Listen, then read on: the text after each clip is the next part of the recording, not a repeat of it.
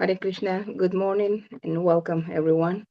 On behalf of the Vaishnava Ministry North America, it is my pleasure to welcome you to this parallel event during the UN Commission of the Status of Women, CSW 70.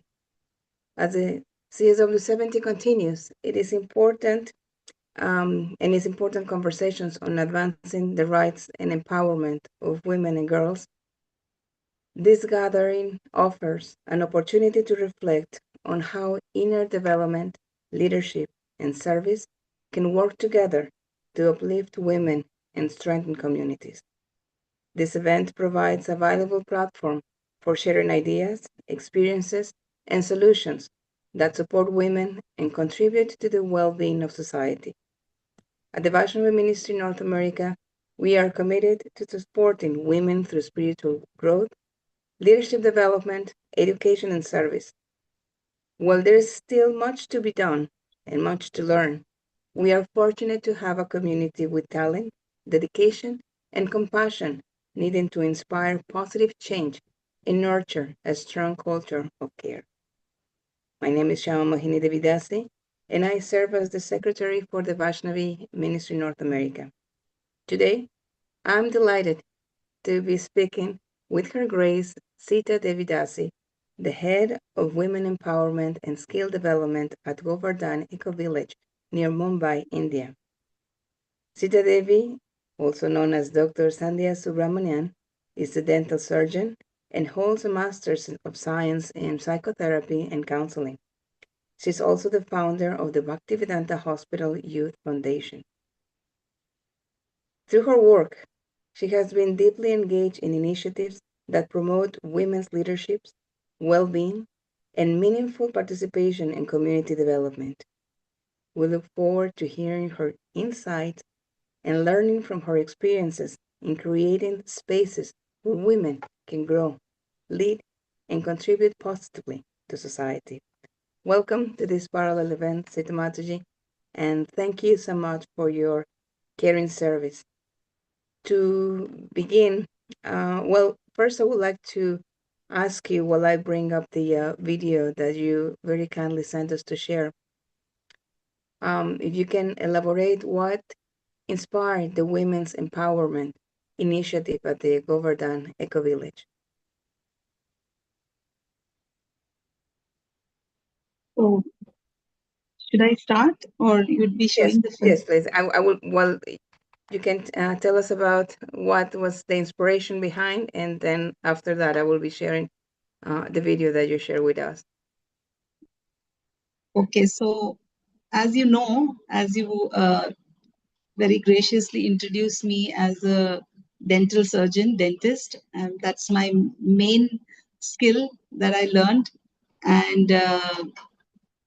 And I joined as a student of dental school in dental school, and I had the great fortune of my guru, His Holiness Radhanath Swami Maharaj, coming right into my classroom in college to speak on the Bhagavad Gita. And at that time, I was going through a tough patch in my life, and somehow the pure words of my spiritual master entered my heart and completely transformed my life and gave it so much purpose and meaning.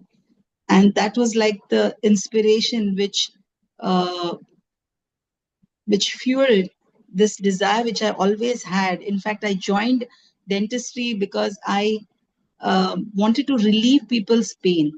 I couldn't, you know, see anybody in pain, and I felt that tooth pain is like the worst pain ever. So at least I can help, some people to relieve that pain. So that's how I was inspired to take the spiritual path, because my guru, he gave me this realization. He said that, if we cannot give back to the society, if we do not give back, then it is just like, we are like parasites. So I really wanted to do something. So at that time, during this time of, after later in Krishna consciousness, when I, before I started this project in rural India, very, very interior rural India. The Govardhan Eco Village was a project which was inspired mainly because of the situation of the farmers. So I don't know whether everyone knows in all over the world, but Maharashtra, where we are located, is a very drought-prone area where most of the year there is drought and there is no rainfall, and many times the crops fail, and the farmers are, are left with such big loans which they take for the seeds and for the insecticides and the fertilizers, and the crops fail, and it led to such a crisis in our state that there was farmers committing suicide. Every week there would be news of people coming, committing suicide, farmers coming in the newspapers. And that's when I felt, there's so much pain and suffering, we have to do something. It's easy as devotees, we, read these news and we think, oh, it's their karma. But that's not what is the quality of a Vaishnava. We have to think how we can relieve the pain of others. So at that time, I felt that if I have to help these farmers and their families, we have to get out of our comfort zone, which is like living so comfortably in the cities. We open our taps and the water just flows and everything comes to your doorstep. It's like even Krishna consciousness is such a beautiful experience that we are always happy and blissful. But we tend to forget that there is pain and suffering all around us. So I decided to go out of my comfort zone. And at that time, I was part of Bhakti Vedanta Hospital. Uh, and as a dentist, I decided that that's the first thing I could do is go to the villages and offer my services as a dentist. And that's how I went to the rural villages once a week, offering, dental services. And gradually people started coming and women started coming to me, and they would sometimes walk 2 kilometers just to reach, and sometimes they would come with such infection in their teeth, and they had no money. What to speak of treatment? They had no money for even coming to the clinic. So they used to walk for 2 hours, 2 kilometers. So that was so painful for me to see. And then they started sharing with me their life.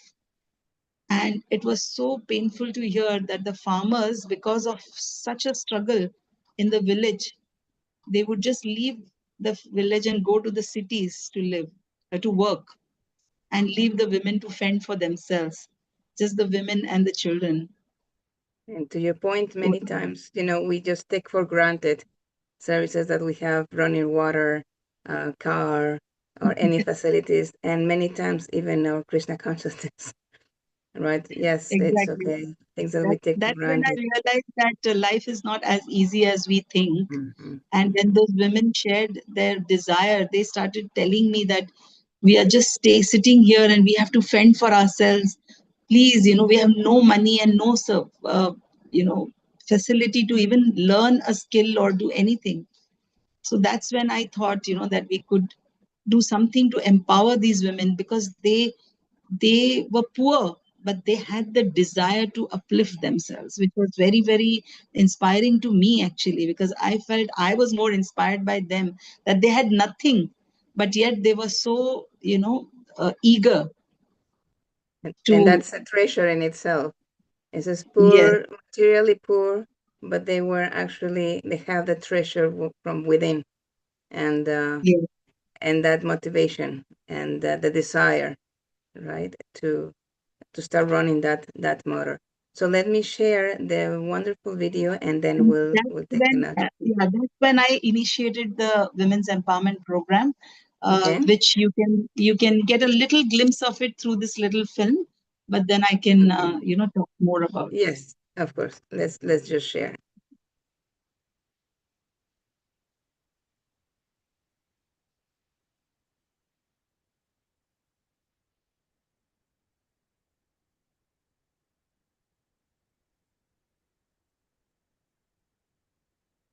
The volume.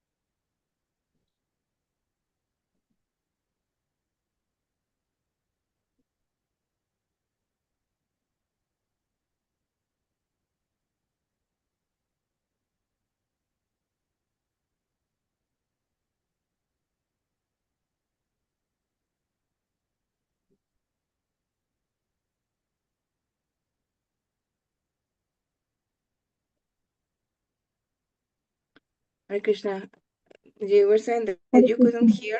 I don't know if everybody No, else could hear. we couldn't hear the sound. So it's I okay. think I was able to hear, but I'm not sure. It's okay. We couldn't hear Maybe, anything, Mataji. Hare You Krishna. could? yeah, we We couldn't. couldn't hear anything. No There sound. was no sound. You were saying that you couldn't hear. I don't know if everybody else. Okay, let me just see. Hear the sound.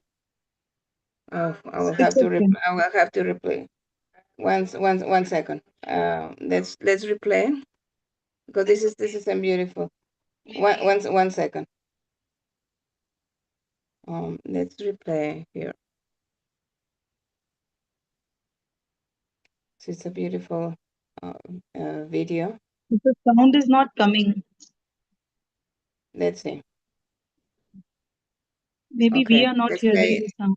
Let's see. Transform overall landscape of the country. And you have to Yeah, work now with we can. elements.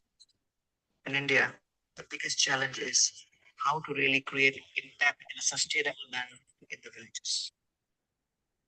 Mainly, the problem in this area, there is no water. There is a drought going on 6 months of the year.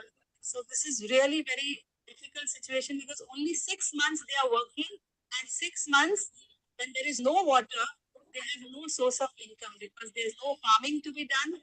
Obviously, if 6 months there is no rains, then there is no work in the fields. Then there is no poverty. So The these sound is people gone. needed a lot of support. They need to be taken care. So we have very extensive women empowerment program where the women in the villages are encouraged to form self-help groups. It's not just financial help. Women just don't need money. They need support. They don't need emotional care. They need security. That's what we established through this self-help group. So the idea was to get 10 women who stay in the same locality together. And then these they come together and make all kinds of various items which could be sold. We saw that many of the women had done sewing courses, but they didn't know how to use that skill in the right direction. So this was the next project that we started, that is the sewing workshop area. We are trying to support as many women who have the skill of sewing in their homes. We wanted to start a workshop where we could not only give them the skills of stitching and tailoring, but also a workshop where they can produce some products which we can market for them, and that way they get a regular livelihood. And these women are also taught all kinds of things like health and hygiene so that they can improve the overall quality of their lives for the family.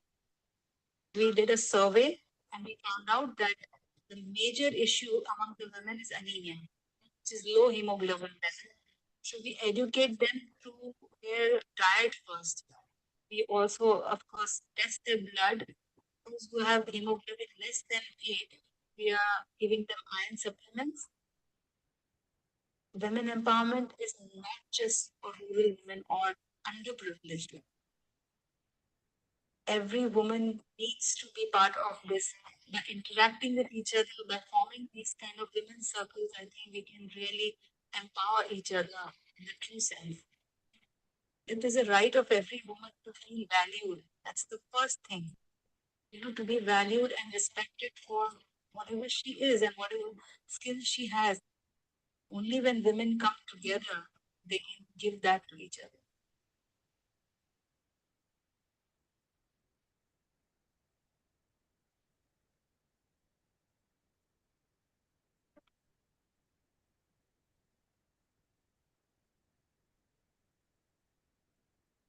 Beautiful. Hare Krishna. Hare Krishna. Beautiful. Thank you. Hare Krishna.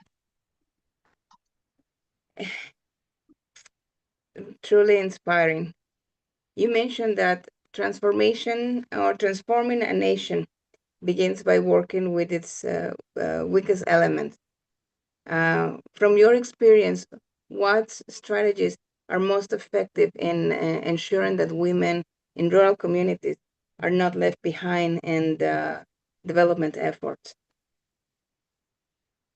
In the last 13 years that I'm working, we have seen, that by getting the women together through small self-help groups. That's one of our projects. What first we did was got women together in groups of 10, and they started saving money every month.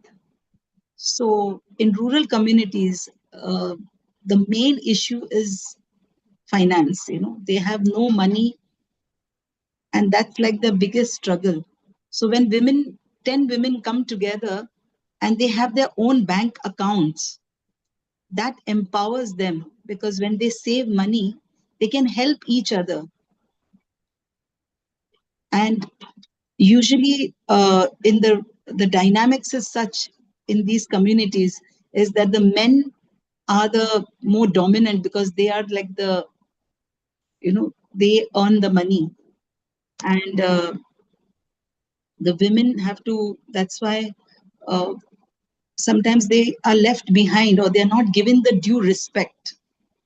So when we started the self-help group system, or it was actually a government program which was already going, we just supported them. And after that, we taught them some skills. Sitting at home, getting all the women together in the village, we started teaching them some skill. And the first thing that we started was we taught them how to paint on these terracotta lamps. In India, we have the Festival of Lights, Diwali, and every year, lots of lamps are sold in the market, and all over India, people, buy these lamps. So these terracotta lamps, many of these women had never gone to school and even never seen colors. So we had volunteers, we went there in the village and sat with them, got all the women together and taught them how to paint and make these beautiful lamps, hand paint them. And the first year, all the men were looking at us as if, why are you coming and wasting time? They were looking at us very cynically, that our women don't have time for hobbies. We are here struggling for survival, and this time they can spend in the fields working. But the first year, whatever beautiful painting they learned, and they themselves, they were so talented, they came up with such beautiful designs that all their lamps were sold, in our temple and through our contacts in the city. And the first time the women earned some money from their own skill, so the next year we saw that all the men started asking us, teach us also how to paint so that we can also participate, we can also earn money. So there was such a shift, the all the men started valuing the women more, and they realized that there is such a good source of income through empowering the women and supporting the women, rather than keeping them uh, on the fringes like of society. So when the women got respect from their own husbands, that was so empowering for these women. So gradually we saw there was such an interest to learn different skills. As you saw in the film, we started a whole workshop where we are producing these beautiful products stitched by these women. And we work towards upgrading their skills and teaching them products which are totally suitable for the international market also. This is They are making amazing. products which is very, very high quality, and our products are going to New York and cities such as Denver, and we are getting a lot of support from all over the world. People are appreciating, because we felt that women need to be empowered and given that respect for their skills, not out of pity. Women don't want pity just because they are underprivileged. That doesn't mean that they want, our pity. Sometimes we think that charity is, something we just go and give people what we want to give them. Exactly. We donate things what probably they don't even need. Sometimes we donate shoes or blankets when they don't even need blankets. It's hot there. So it's the point is charity should be something what they need. Exactly. So The Commission on the Status of Women highlights the importance of sustainable and inclusive development. And these programs can, these empowerment programs integrate economic opportunity, financial stability, and financial freedom, emotional and physical well-being, because they also feel that they are part of something and they believe in themselves. And at the same time, they are supporting their communities with lasting change for women. How are these women in your project are able to access the market and opportunities to transform the skills into sustainable livelihoods? So how are they being helped? And you are saying that their products are being sent to New York or different markets. Uh, what's We, what is the streamline? by God's grace and by all the efforts and support of so many of our mentors, such as Her Grace Maithili Priya Mataji, she had this amazing vision of giving a long-term sustainable, project which will help these women in a long-term basis. So she herself invested and created this beautiful 75,000 square feet institute, basically for the tribal women uh, and boys, especially the youth, which teaches a varied number of skills now.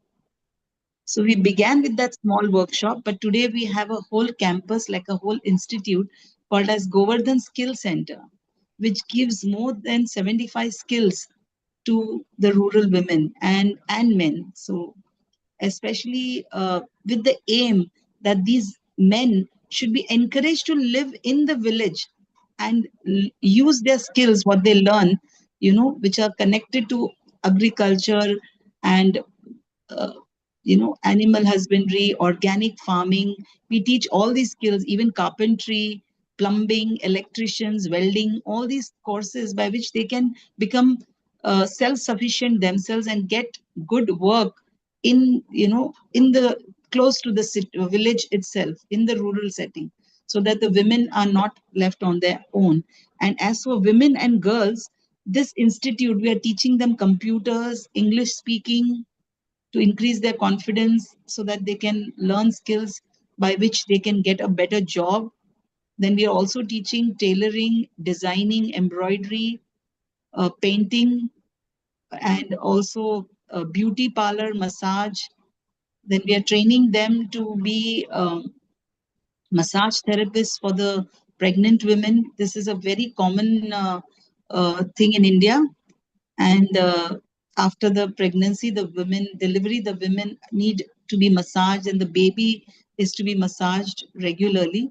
So this training is given to the rural women so that they can be hired, as massage for therapists, for this service.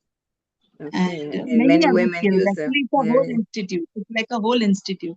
So we feel like by this way, we can give these skills to so many women through this institute. And we handhold them and we support them. Those who learn from us, they graduate and they start their own uh, shops or their own projects or their own business, small micro businesses uh, that they start. So we handhold and help them. At the same time, we create market for them. The problem is that these women are very simple, so they cannot travel, leave their families and go for marketing. So we are helping them, and we are hoping to engage more and more privileged women, from the cities and the international women who are really looking for some purpose in their life. Everyone wants to do something, and this is the best way that they can connect with these rural women who are really working so hard, to improve their life and to really upgrade themselves. They're really working so hard by supporting each other. That's how we can build a community. We can really encourage these Cooperation. women. Right. Yes, Cooperation. cooperation. In fact, Right. I have seen that when the Western women who are so-called privileged but who are suffering with depression and anxiety and so many issues, when they come to Govardhan Eco Village and they interact with these women, I have seen how they feel like so enlivened, seeing that even though these women have so little, they have such self-respect.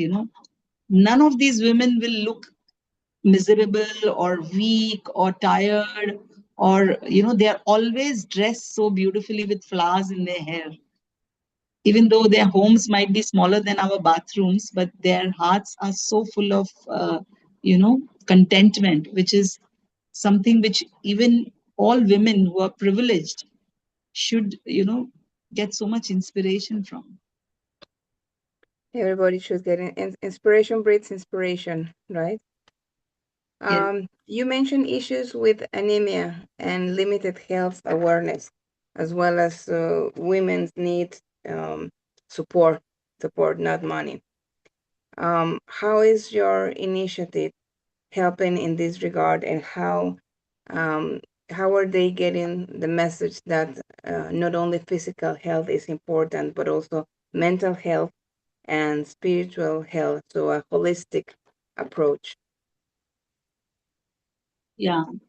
So as I told you, the situation was so bad that they had no doctors, they had no dentists. Dentist is like some luxury for them. It's like the last thing they would ever even think of taking care of.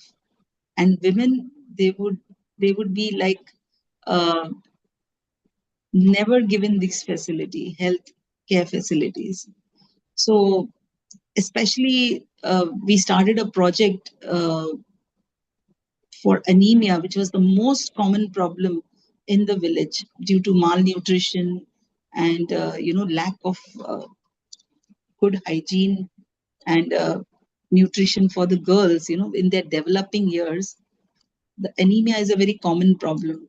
So we did a survey and we checked everyone's hemoglobin, and those who were in a very dangerous situation, we gave them supplements, and we also taught them something which they can do, what is naturally growing in their own backyards, teaching them how the green vegetables and the green uh, the leafy vegetables which grow uh, which are very commonly growing in their own village settings, can be used to improve their hemoglobin, making different recipes which will help them, because they cannot afford very costly things, nutrition things like nuts or anything like that. Mm-hmm. So, and during COVID, when there's such a big crisis came all over the world, you can imagine in the villages, they had no doctors, they had nobody to guide them. So even though during COVID times we got support from a CSR company, and we did this project where we did a training program for all the rural women. It was a 3 months course in teaching them how to take care of emergency situations before the doctor reaches, in case of a fracture, how to stabilize the hand or the leg, in case of a burn, what are the first aid that steps that you can take if somebody's choking.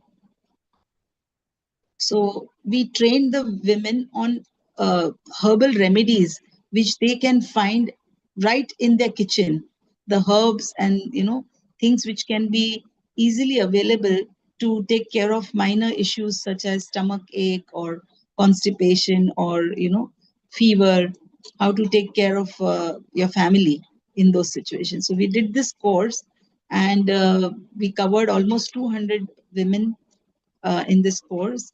And mainly, one very neglected area was the menstrual hygiene and care, Mm-hmm. because they couldn't even afford sanitary pads.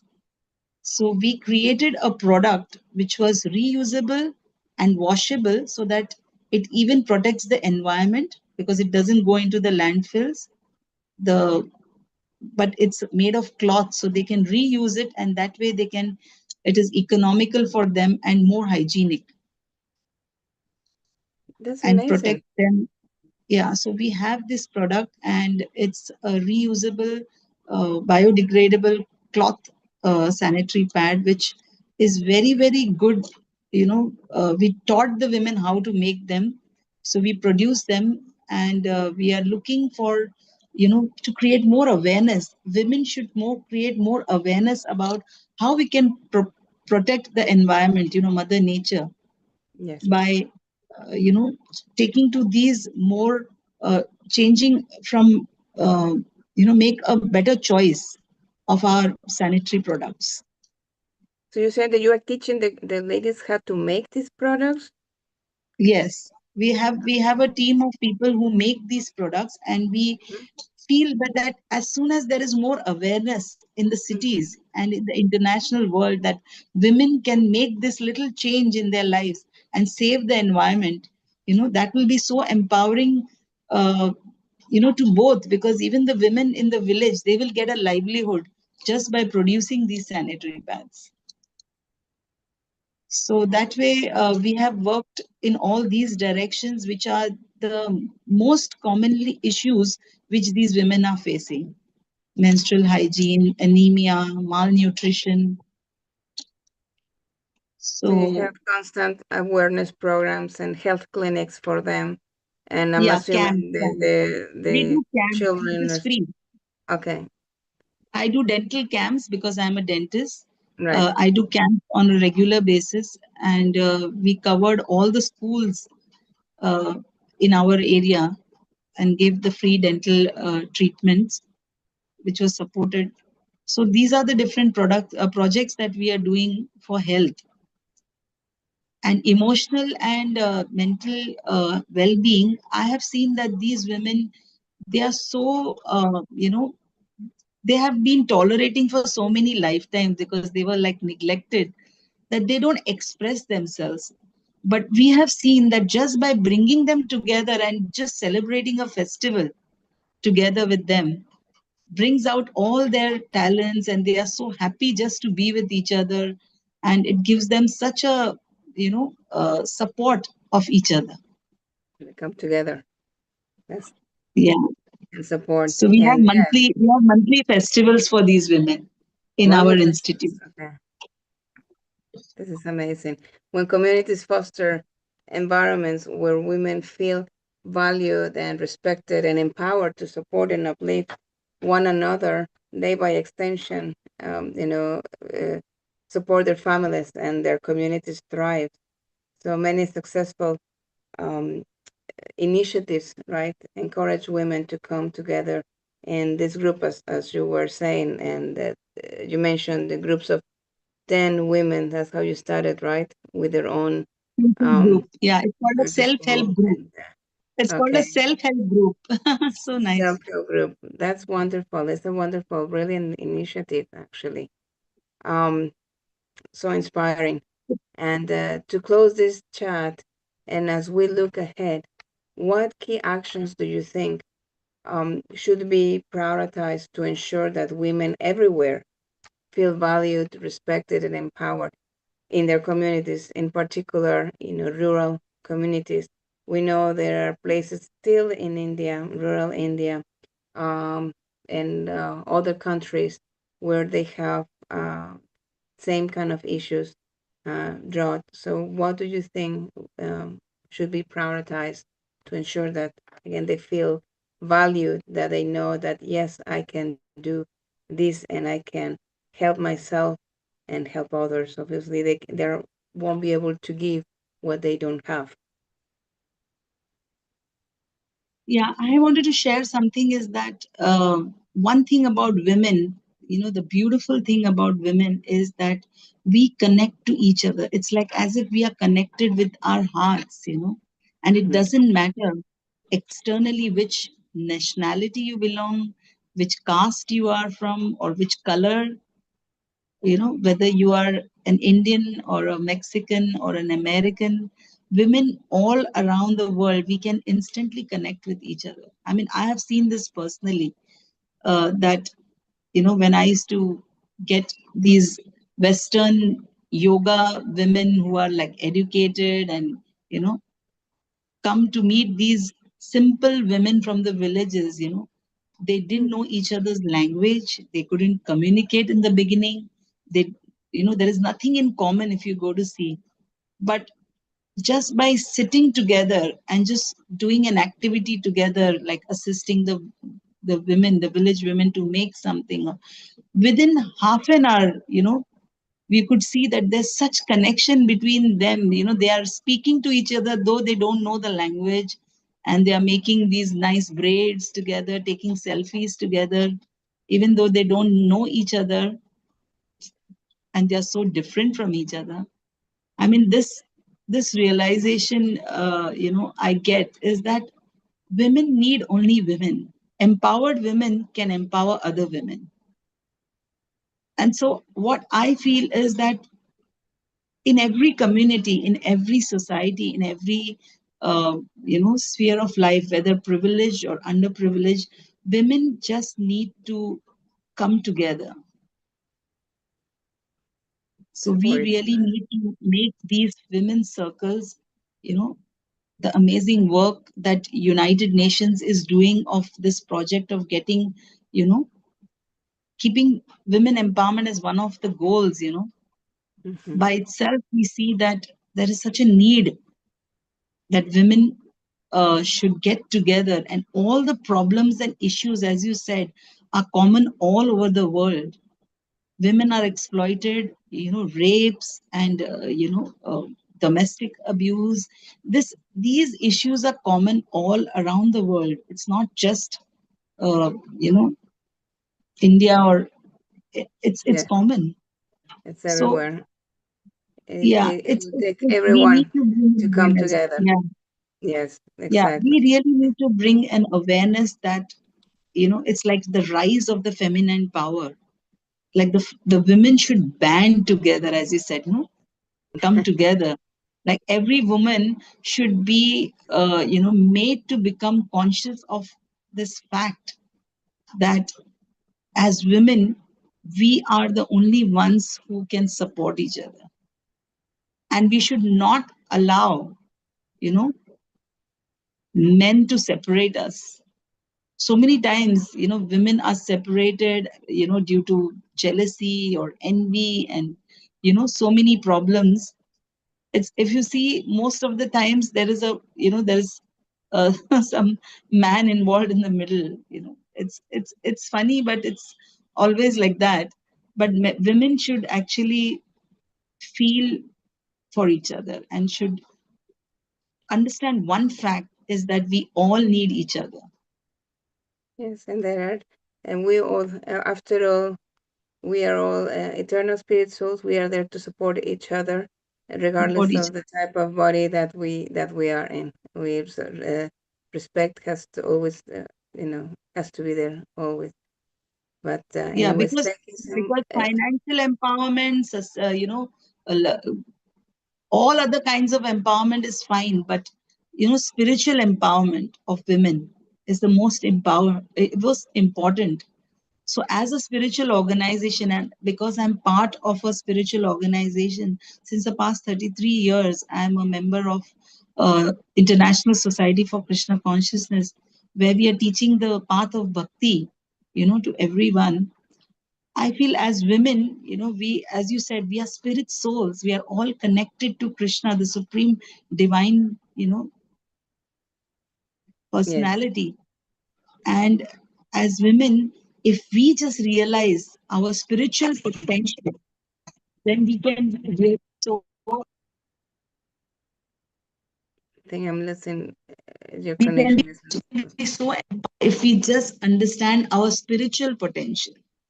Yes, and So the that's world today needs spiritually empowered women. yes, totally.